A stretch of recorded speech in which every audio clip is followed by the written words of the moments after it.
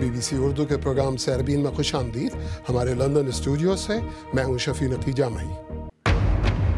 मताहे लौ कलम छिन गई तो कश्मीरियों ने खूने दिल में उंगलियां डुबो ली।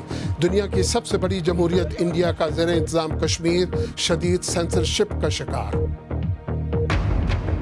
मैथ्यू नामी समुद्री तूफान हेटी में तबाही मचाने के बाद अब अमरीकी रियासत फ्लोरिडा की तरफ बढ़ रहा है। साहिली इलाकों में आबाद लोगों को महफूज मकामात पर मुंतकिल होने की हिदायत। इंडियन फिल्म मिर्जिया के डायरेक्टर कहते हैं कि लड़ाई झगड़ा छोड़कर पाकिस्तान और इंडिया को अपने दरमियान मोहब्बत की हाईवे तामीर करनी चाहिए। देखिएगा फिल्म के डायरेक्टर, हीरो और हीरोइन का इंटरव्यू। इंडिया के ज़ेर इंतज़ाम कश्मीर में 3 माह से जारी कशीदगी में हलाक शुदगान की तादाद 90 से तजावुज़ कर गई। ज़ख्मियों की तादाद 12,000 से ज़्यादा, जबकि हज़ारों अफराद ज़ेर हिरासत। इंतहा यह है कि इंसानी हकूक़ के कारकुनों को भी वादी से बाहर की जेलों में डाल दिया गया है। ऐसे में राब्तों पर कदगने और इज़हार राय की आज़ादी पर पाबंदियाँ सूरत हाल को मज़ीद पेचीदा बना रही हैं। वादी के एक मौक़र अंग्रेज़ी अखबार कश्मीर रीडर पर सरकारी पाबंदी के ख़िलाफ़ सहाफ़ती बरादरी सरापा एहतजाज है। ज़बाबंदी के इस नए मरहले का कश्मीरी कैसे सामना कर रहे हैं? श्रीनगर से रियाज मसरूर। अखबार जब खुद खबर बन जाए तो सहाफ़ी किससे फरियाद करें? हमें गवर्नमेंट को बता देना चाहते हैं कि जो भी कंटेंट न्यूज़पेपर में है वो न्यूज़ का कंटेंट होता है, which necessarily does not incite any violence. जो इन्होंने उस ऑर्डर में बताया, हमें वो कंटेंट बता दीजिए जिसकी वजह से इंसाइट वायलेंस होता है और उस कंटेंट से कहाँ पे वायलेंस हो गया। That's very unfortunate. बदकिस्मती यह है, अगर किसी खबर पर एतराज़ था तो उसकी तरदीद की जा सकती थी। ये तो मोतबर आवाज़ों को खामोश करने की एक कोशिश है। रोज़नामा कश्मीर रीडर के चीफ एडिटर हाजी हयात चाहते हैं कि पाबंदी हटाने से कब्ल पाबंदी का जवाज़ बताया जाए। हमने गवर्नमेंट से, मैंने उनको पहले यही बता, रिवोक से पहले, कि मुझे यही बता, मुझे जस्टिफाई कर लो कि बैन क्यों लगा ली, हमने क्या लिखा है ऐसा गलत। क्योंकि आज तक हमें 4-5 साल हो गए इसको शुरू किए हुए, 2012 में हमने शुरू किया, हमें आज तक कोई रिबटल नहीं आया न्यूज़ का। अच्छा चलो ये मान लेते हैं, अगर ये भड़का रहे तशद्दुद, 4 दिन हो गए इसको बंद, 3 दिन से भी बराबर प्रोटेस्ट है, फिर तो प्रोटेस्ट बंद होने चाहिए। ये सिर्फ सहाफ़त का मसला नहीं है, इंटरनेट और फ़ोन राबितों पर तो पाबंदी है ही। इंसानी हकूक़ के मारूफ कारकुन खुर्रम परवेज़ भी इसी इल्ज़ाम के तहत जेल में हैं कि उनका काम लोगों को मुश्तइल कर रहा है। मुबसरीन इस सूरत हाल को ख़तरनाक मुस्तक़बिल की अलामत कहते हैं। कहानी ये दी गई है, वजह ये दिया गया है कि भाई आपके कॉलम जो है, हमें खदशा है कि इंसाइटमेंट होगी ना, खदशा है।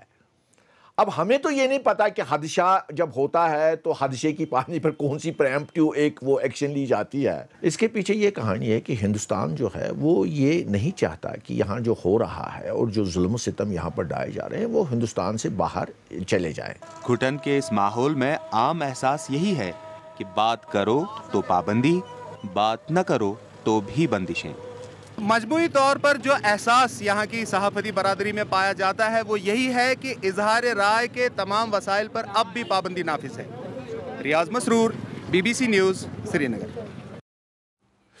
भारत के ज़ेर इंतज़ाम कश्मीर में जारी सूरत हाल के बारे में अब से ज़रा देर पहले मैंने कश्मीर में हुकूमती इत्तेहाद में शामिल PDP के रहनुमा और हुकूमत के तर्जुमान नईम अख्तर से बात की और पहले ये पूछा कि हुकूक इंसानी के अलमबरदार को अहम कॉन्फ्रेंस में जाने नहीं दिया जाता, जेल में डाल दिया जाता है, अखबार कश्मीर रीडर को वजह बताए बगैर बंद कर दिया जाता है। आवाम और सहाफ़ी वजह जानना चाह रहे हैं। जवाबन उन्होंने कहा,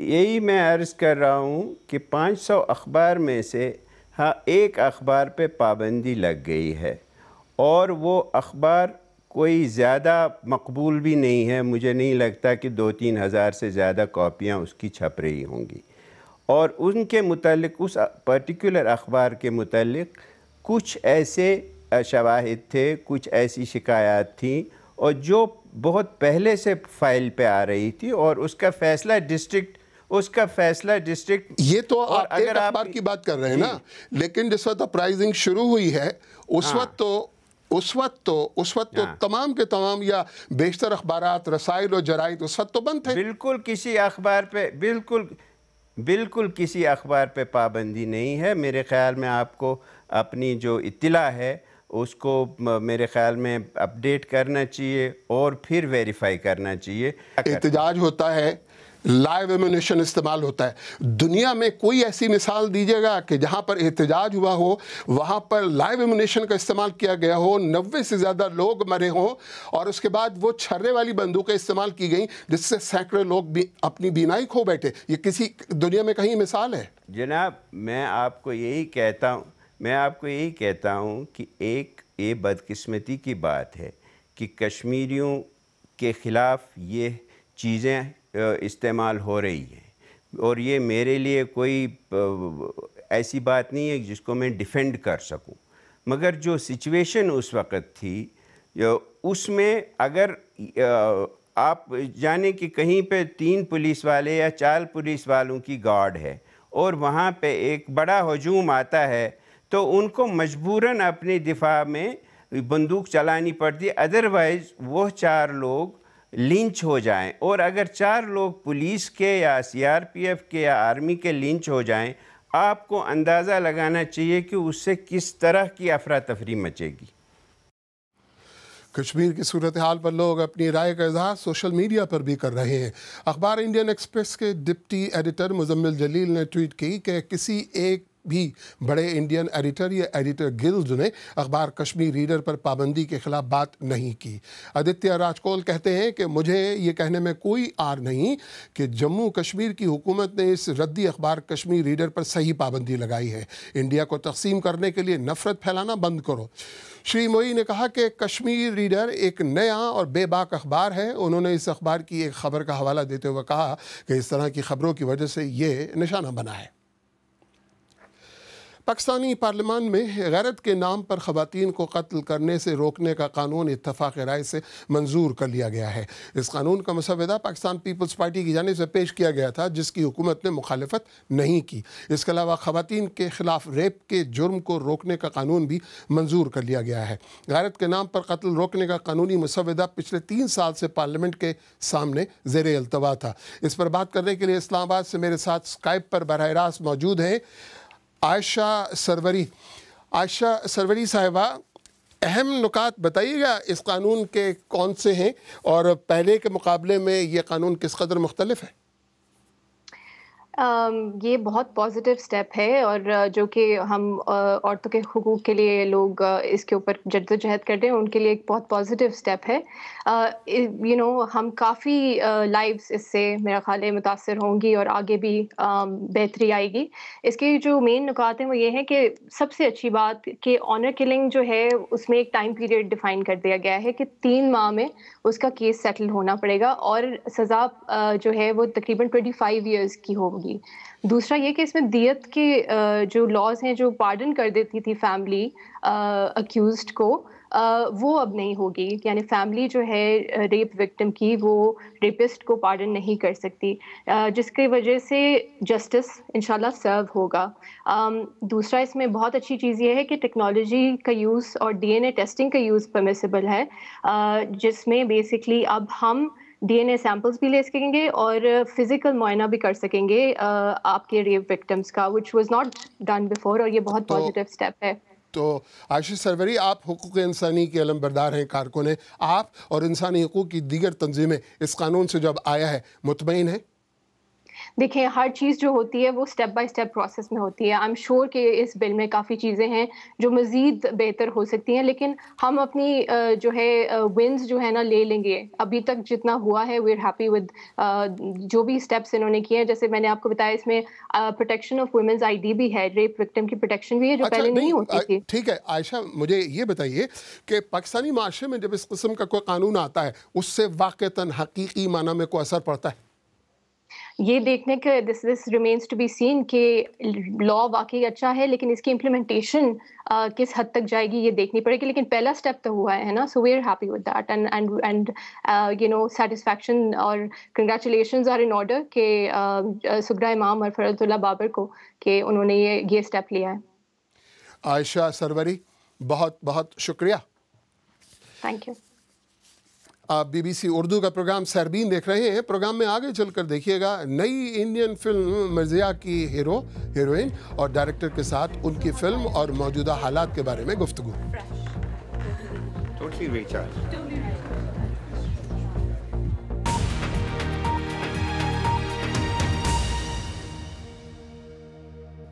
BBC उर्दू के प्रोग्राम सरबीन में एक बार फिर खुशामदीद। मशहूर बॉलीवुड अदाकार अनिल कपूर के बेटे हर्षवर्धन कपूर की पहली फिल्म मिर्ज़िया कल यहाँ लंदन में रिलीज़ हो रही है। इसी सिलसिले में वो फिल्म के डायरेक्टर राकेश ओम प्रकाश मेहरा और अदाकारा सयमी खेर के हमरा आजकल लंदन में हैं। आज सुबह जब वो BBC के ब्रॉडकास्टिंग हाउस में आए तो हमारी साथी आलिया नास्की ने उनसे बात की। ये वादियां दूधियां कोहरे की बहुत ही इंस्पायरिंग कहानी है, बहुत ही प्यारी कहानी है। मिर्ज़ा और साहिबा का इश्क तो मतलब रूहानी इश्क था और उन्होंने सारे बंधन तोड़े थे, सारे रूल्स तोड़े थे।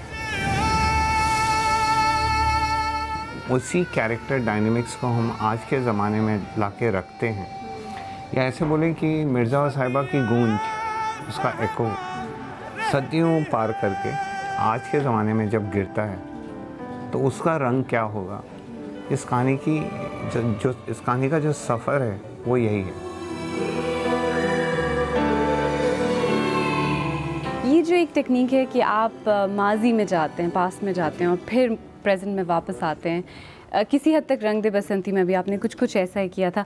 ये टेक्निक जाहिर है आप परफेक्ट करने की कोशिश कर रहे हैं, ऐसा लगता है। आपका कहना एकदम सही है। जो मेरे को रंग दे बसंती में जो कुछ मिला था मेरे को, उसको शायद मैं एक और लेवल पे ले जाने की कोशिश सबकॉन्शियस लेवल पे कर रहा हूँ। ऐसा नहीं बड़ा सोच के हो रही है, ये बातें हो रही हैं और वो स्ट्रोक्स लग रहे हैं इंस्टिंक्टिवली।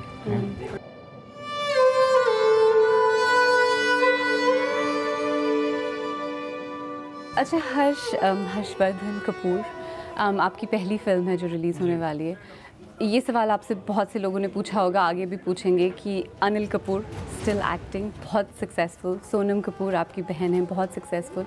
इस वक्त एक्साइटमेंट ज़्यादा है या प्रेशर ज़्यादा है परफॉर्म करने की? नहीं, प्रेशर तो एक बार आपका काम ख़त्म हो जाता है then there is no need to feel pressure, क्योंकि उसके बाद आपके कंट्रोल में कुछ है नहीं। फिर पिक्चर जो है ऑडियंस की हो जाती है।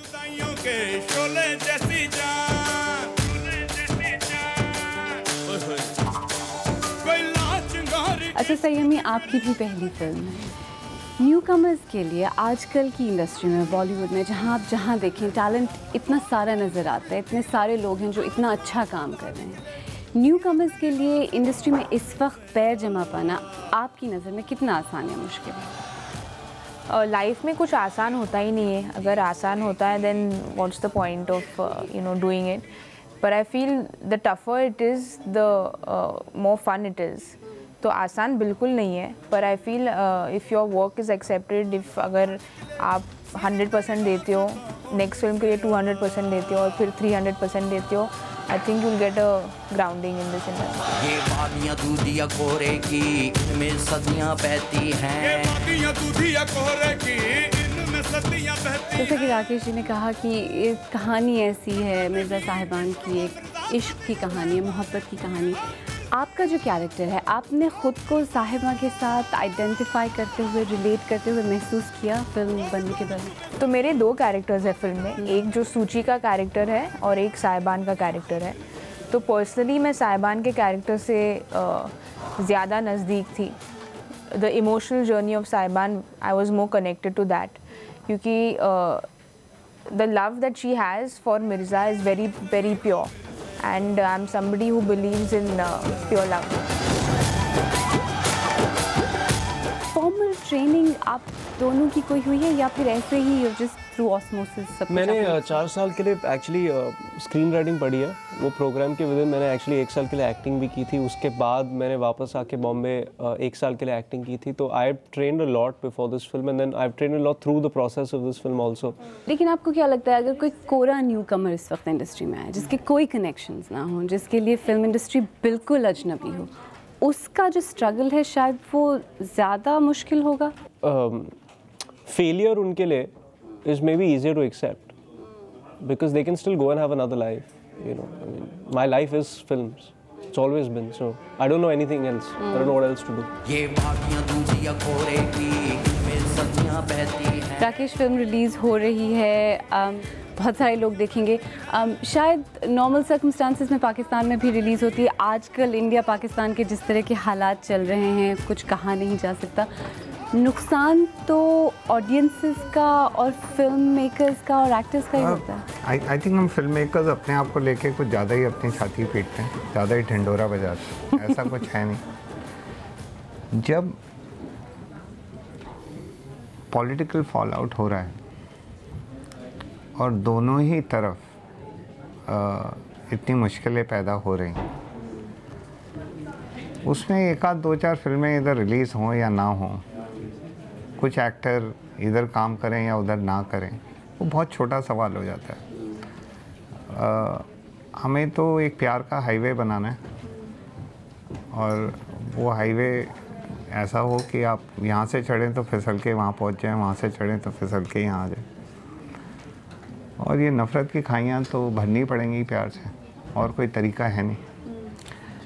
और इसके लिए चाहे हम जितनी भी विशफुल और पैशनेट बातें कर लें as artist, as this thing, political resolution बहुत ज़रूरी है।